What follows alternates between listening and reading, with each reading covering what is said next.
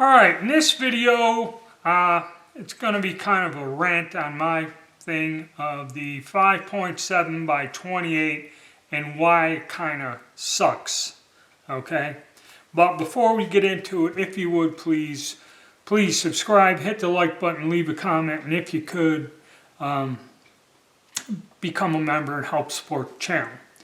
Alright, so I told you fellas, I finally got my hands on a Caltech P57 and we're going to do some testing and check it out and kind of go over all the things. It's another gun. It doesn't get a lot of shining reviews. There's a lot of things people don't like about the firearm. So I'm going to get the gun itself and start reviewing it here within a day or so, and I needed some ammo, and I wanted to kind of go out this week while there's a break in the weather so I can get out and do it. So I went to two local shops to get ammo, and come to find out the one that I go to that's really good, they used to have a Fiocchi 150 round box of 40 grain ammo for about 65 to 70 units is what I probably would have liked to pick up, but they were sold out.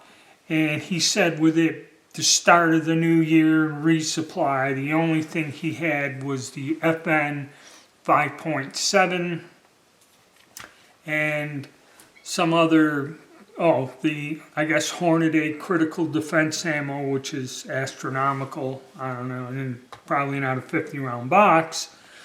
But I ended up having to get the FN at the one shop. And this cost me, and this is kind of why it sucks, 57 units for the 50 rounds. Now, of course, FN is good. It's a little bit over, a $1 a round, which kind of don't like. The other Fiocchi stuff come out to about 40 some odd cents a round.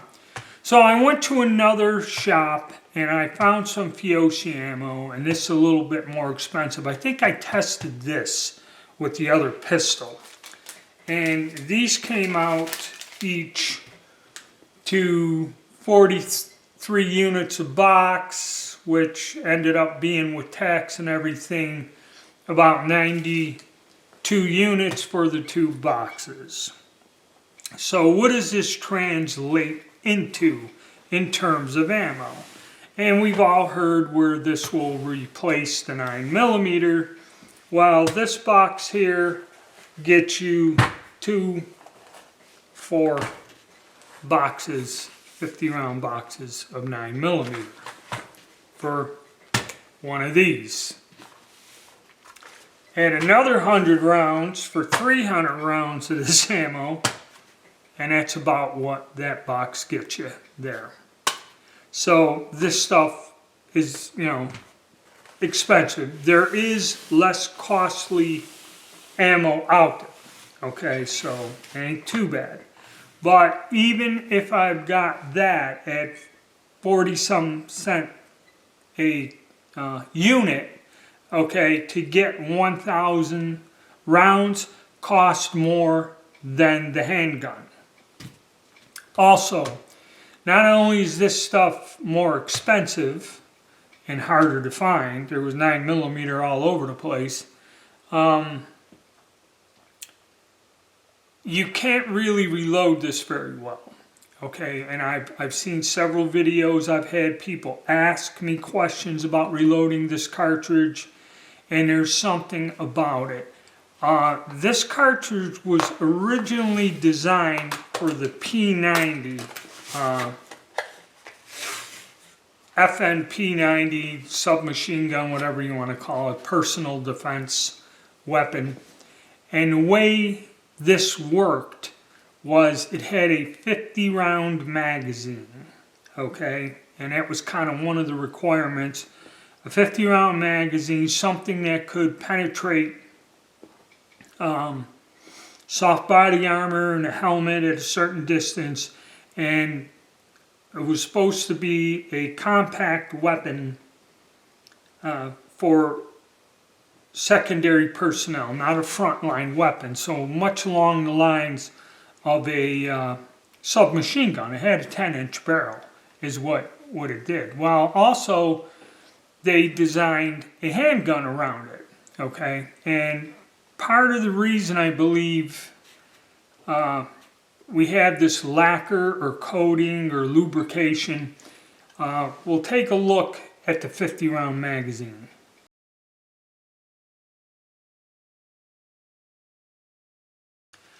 So I put that photograph of one, and if you notice, it's a long stick magazine, 50 rounds, and the cartridges more or less go in like this into the mag. Then that round socket thing that goes over the receiver in action, as it strips a cartridge off, which is in the regular forward position. In other words, these things are fed into that round section, and then somehow they twist around and point straight forward and are stripped off like a normal magazine. I think the two things are there's no taper on the body of this cartridge, and also it's doing this twisting motion in the magazine. So it has a lubrication or lacquer on there, okay? And this will wear off. And if it wears off after a couple reloadings or when you try to reload it, it'll actually stick in a chamber somewhat and cause extraction problems in the handguns. So reloading this is kind of a pain, and yeah, some of the guys say you get 1 or 2 reloads and that's it, then the cases are useless. But it's awful time consuming. They hand wash them. They don't use a tumble washer or stainless pins like I do. They hand wash them and dry them, or one guy puts the brass in a ultrasonic cleaner and all this other stuff. So, you know, the cost plus the fact that reloading is difficult and troublesome really is kind of got a negative effect on us. And much like some other cartridges, they've had some other stuff come up that are supposed to be great handgun things. The 30 Super Carry and the 327 Federal Magnum. Supposed to be some decent cartridges, but not a lot of guns are made. Their ammunition's hard to find. Reloading components are hard to find. They're kind of not getting any traction. And if you look at these, several manufacturers have come out with a handgun of some sort in this caliber. First one was FN, and they were, you know, back in the day, the FN pistols were well over 1K. They were quite expensive. Then I forget who started making them. I know Ruger makes one. I believe Smith & Wesson makes one. Then we had the TS that was made in Turkey, which was an extreme value, and that's the one I tested. And now I'm getting the Caltech P57, which even came in, I believe, for less than what I paid for the TS. Okay, we're looking at 400 units right on the nose. The TS, I think, was a little bit over that. And supposedly this gun is more compact, everything else, and all this other fun stuff. But we're going to review it, and I'll give you guys an honest review. But right now I just wanted to say this cost of the ammo, okay, you know, I'm already 180 into a 400 unit gun just in test ammo, and we'll go through this like nothing. So pretty soon, if I tested a lot, I will have spent more on ammo than the actual firearm itself in pretty short order. Now, so that's what I wanted to kind of rant and rave about, and I think that's why you're seeing a lot of these guns, like the Ruger made one, and the price on that, you can find it online way below what the MSRP was on it.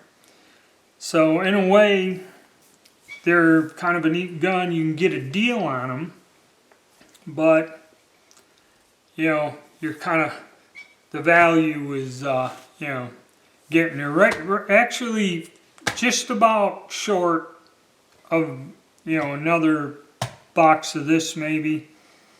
If I got 3 boxes of this and this, that would have been a half case of this, 500 rounds.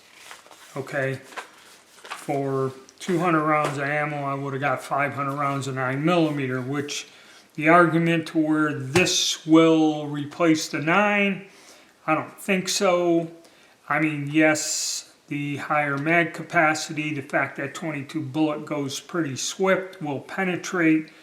And in ballistic gelatin compared to like a 115 grain ball round, this little ball projectile, 40 grainer, will cavitate more in the ballistic gelatin than a standard 9mm 115 grain ball load. But you can get an awful lot of nice 9mm pistols for less than what any of these 5.7s cost, and the ammunition itself, okay, is another downside. So I just thought I'd bring that up.